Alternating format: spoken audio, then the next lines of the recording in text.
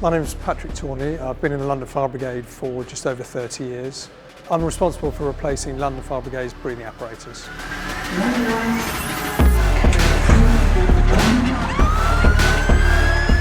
Back in 2018, we started some soft market testing to kick off the project and let the manufacturers know what we wanted, what our rough timescales were, whether they could actually fulfil some of those requirements. And then we went into the formal procurement process. My name's Guy Tillotson. I'm a station officer in the RPE replacement project. My role in the RPE project meant that I led the evaluation of the BA sets and ran the exercises at the Fire Service College. I also trained the volunteers in the use of the sets. My name's Izzy Ryan. I'm a London firefighter and I'm based at Paddington Fire Station. I took part in the BA trials that basically consisted of evaluating 2 different BA sets. So we started off at Croydon for 2 weeks. We looked at one set, we got familiar with it, got told the ins and outs of the set. The second week consisted of trialling the other set, so the MSA set. We then got to go to the Fire Service College to basically trial the set in high-rise conditions, gas-tight suits, liquid-tight suits, enclosed spaces, basically testing this sets in different conditions and different situations.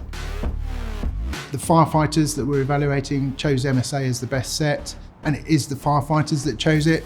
They were the ones wearing it in the exercises, and the MSA set was the clear winner. There were lots of reasons why MSA were the preferred bidder, and one of the main things with our specification was reducing weight. If you carry less weight when you're carrying out your tasks at these instances, there's less physiological burden, it improves your duration of wear, your decision-making process, and also we've got firefighters that are in the fire brigade for a long time now, and it's less impact physically on their bodies over a long career.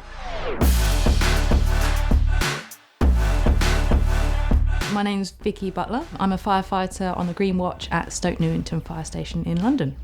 As a female firefighter, some of the equipment and gear that we wear is amended to suit us. For example, our tunics are padded in different areas and we have different sizes and tailoring, of course. My name's Nikki Upton. I'm a firefighter for the LFB. As a female firefighter, I think the things you look out for in a set are that you don't really notice you're wearing it. So when you're in real fire conditions, the set isn't affecting how you move or the way you wear it. And I think the MSA set was very good at adjusting to my body, the height and my build, and fit me really well.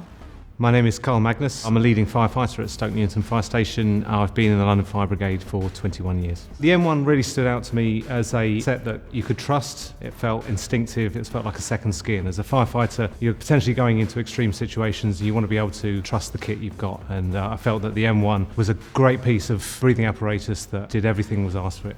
Another really important safety improvement with the M1 MSA set was the ability to carry out an exchange of air, which is augmenting the supply of air with your partner without having to hold your breath or break the connection. And that's a fundamental improvement in safety.